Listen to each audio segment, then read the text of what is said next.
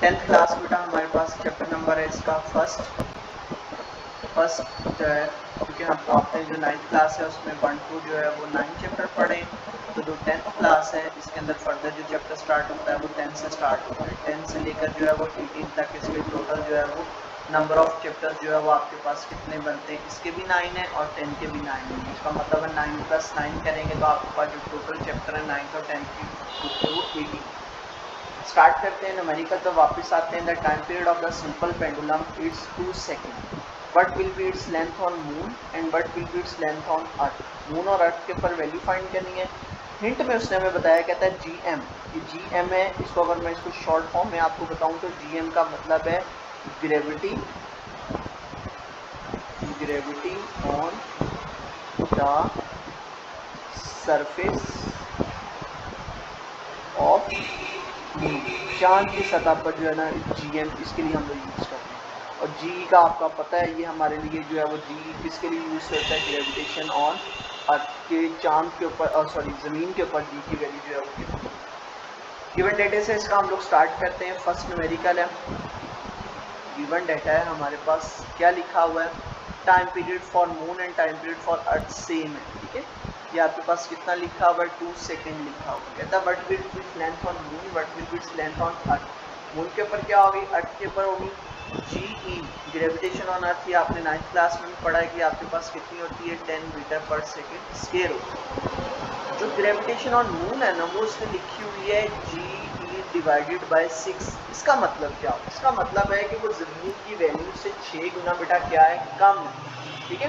तो GE अभी उसने हमें बताया कितना है, इसको हम लोग इधर सॉल्व करते हैं। 10 डिवाइडेड बाय हम लोग जो है वो अगर 6 करें तो जो इसका आंसर आता है, इसका आंसर हमारे पास आता है 1.66666, ठीक है। तो अगर इसको हम लोग राउंड ऑफ कर दें तो वो राउंड ऑफ करके जो है वो हमारे पास कितना आता है, 1.62 आता है, जो आपकी 9th क्लास में चैप्टर 5 के अंदर जो है उसने लिख कर दिया हुआ था कि 10 डिवाइडेड बाय 6 करें तो इसका आंसर जो है वो 1.667 आता है।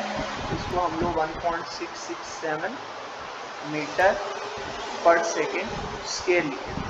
फाइंड अब हम लोगों ने इसके अंदर से क्या करना है, कहता है आपने लेंथ ऑन मून फाइंड करना है, LM फाइंड करके देनी है एक चीज़, और सेकंड आपने फाइंड करना है लेंथ ऑन अर्थ, LE। ये लेंथ फॉर मून है, ये लेंथ फॉर अर्थ है। थोड़ा इसको स्क्रॉल डाउन करते हैं, यहाँ से हम लोग इसको जो है ना वो फाइंड करेंगे। देखिएगा ज़रा, टाइम पीरियड का जो फॉर्मूला होता है ना, उसका टाइम पीरियड का फॉर्मूला है T = 2 pi L/G and whole के ऊपर क्या आता है, स्केल। हमने बेसिकली बेटा जो वैल्यू फाइंड आउट करके देनी है उन्होंने उस L को फाइंड करना है, लेकिन L के ऊपर तो स्क्वायर रूट है, तो हम लोग इसका स्क्वायर रूट खत्म करेंगे। तो हम लोग इधर क्या करेंगे, हम लोग इधर लिखेंगे taking square on both sides. Both sides पे बेटा हम लोग उसका स्क्वायर ले लेंगे। और से देखिएगा टी स्क्वायर इधर भी अप्लाई करेंगे, 2 पाई L/G, और ये होल के ऊपर जो है वो स्क्वायर रूट हम लोगों ने इधर भी अप्लाई। टी का स्क्वायर हमारे पास कितना होता है, टी स्क्वायर आ जाएगा। ये जब स्क्वायर 1/1 सब के ऊपर आएगा, अगर मैं आपको थोड़ा सा इसका समझाने के लिए इसका बताऊं तो ये देखिएगा ज़रा, ये 2 स्क्वायर इसके ऊपर भी आएगा, यही सेम 2 स्क्वायर जो है ना वो अंडर इस पाई के ऊपर भी जाएगा, और यही सेम जो है ना वो अंडर रूट के ऊपर भी आएगा। तो ये हमारे पास यहाँ पर क्या बनेगा, 2 का स्क्वायर कितना हो जाएगा, 4, पाई के ऊपर स्क्वायर लेंगे, पाई स्क्वायर आ जाएगा और स्क्वायर अंडर रूट से कट जाएगा, तो सिंपल क्या रह जाएगा, L/G। नेक्स्ट स्टेप हम लोगों ने क्या करना है, यहाँ से क्रॉस मल्टीप्लाई कर लेना है। देखिएगा इसके डिनोमिनेटर में ये 1 लगाया मैंने बताने के लिए। इसको ऐसे लिखेंगे T स्क्वायर = 4 पाई स्क्वायर, ये साथ में L है, और डिवाइडेड बाय हमारे पास बेटा कितना आ जाएगा, G आ जाएगा। ये फार्मूला भी हम लोग बना रहे हैं, ठीक है। इस फार्मूले को बनाने के लिए नेक्स्ट हमारे पास क्या, तो क्रॉस मल्टीप्लाई करें, ठीक है। क्रॉस मल्टीप्लाई हम लोग किस तरह करेंगे, टी स्क्वायर को किसके साथ मल्टीप्लाई, 4 पाई L स्क्वायर को हम लोग 1 से मल्टीप्लाई करेंगे बाय क्रॉस मल्टीप्लिकेशन, ठीक है। 4 पाई स्क्वायर को मल्टीप्लाई कर देंगे हम लोग 1 के साथ, ये तो ऐसे आ जाएगा, और टी स्क्वायर को हम लोग इसके साथ मल्टीप्लाई करेंगे G के साथ। तो नेक्स्ट हमारा जो स्टेप होगा वो हमारा नेक्स्ट स्टेप ये होगा कि हम लोगों ने इसको एल फाइंड करना है ना, ये वाला एल फाइंड करना है। तो ये एल इधर ही रह जाएगा, ये 4 पाई स्केल के साथ मल्टीप्लाई हो रहे हैं, इधर जाके हमारे पास क्या हो जाएंगे डिवीजन में डिवाइड, इधर आ जाएगा 4 पाई स्केल। अब हम लोगों ने वैल्यूज फाइंड करनी है, फॉर अर्थ फाइंड करनी है और फॉर मून फाइंड करनी है। उसके लिए फॉर्मूला बनाते हैं। फॉर मून फॉर्मूला बनेगा Lm is equal to T square GM divided by 4 pi scale. यहाँ पे तो कंटिन्यू करेंगे, देखिएगा Lm इज इक्वल टू का, क्योंकि वैल्यूज पुट करते हैं। टी की स्टार्टिंग में उसने वैल्यू बताई थी, वो कितनी बताई थी 2 स्केल। ग्रेविटेशन ऑन मून जो डिवाइड करके आया था वो 1.667 डिवाइडेड बाय 4 और पाई की वैल्यू आपके पास कितनी होती है, दैट इज 3.14।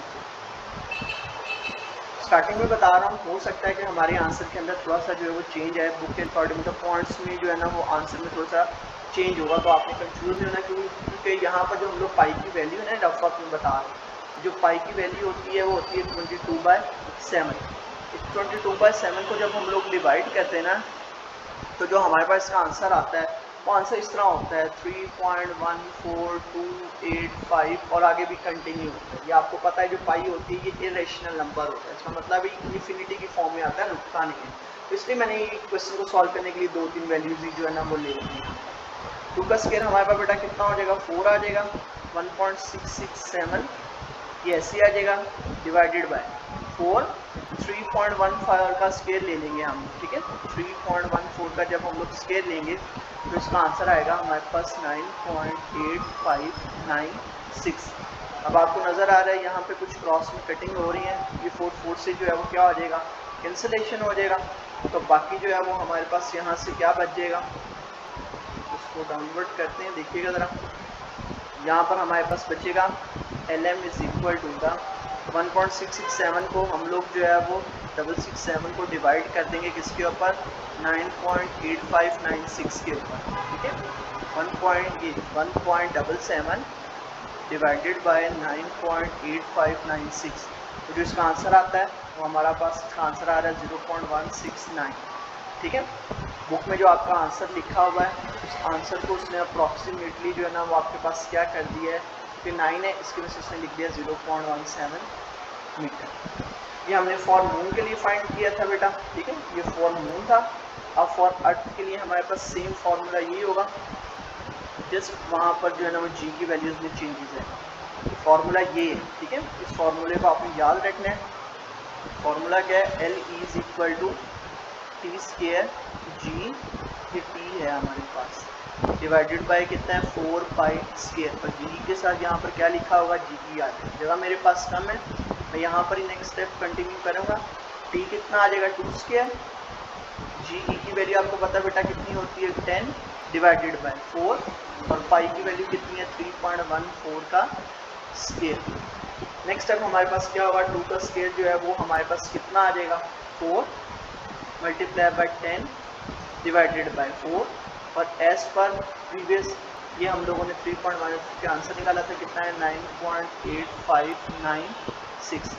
इसे कटिंग कर लें, कटिंग नहीं करनी है आपकी मर्जी, आप रफ आप जैसे मर्जी कर सकते हैं। 10 को डिवाइड कर दें, 10 के 4 to 4 से कट कर दें, तो यहाँ पर जो आपके पास फर्दर आंसर यहाँ पर आएगा वो आंसर आपके पास क्या आएगा, 10 को डिवाइड करना है आपने, 10 डिवाइडेड बाई 9.8596,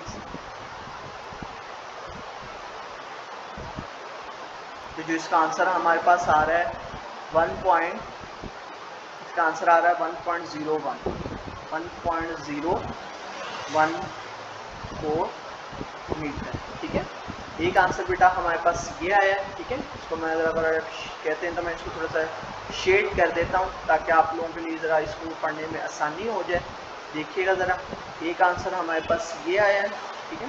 सॉरी ये थोड़ा सा चेंज हो गया आंसर, इसका मैं दोबारा लिख देता हूँ, शेड कर रहा था मैं। आंसर है 1.014, बुक में आंसर इसका यहाँ पर जो है वो 2 है 1.0, तो अब आपने कंफ्यूज नहीं होना, मैंने आपको पहले बताया जो चेंजेस आई हैं वो इसलिए आई हैं क्योंकि हम लोगों ने पाई की वैल्यू प्रॉपर नहीं ली। तो ये हमारा बेटा आज का न्यूमेरिकल कंप्लीट हुआ है। इसके बारे में अगर आप लोगों को कुछ पूछना हो तो आप कमेंट बॉक्स में पूछ सकते हैं। अल्लाह हाफ़िज़।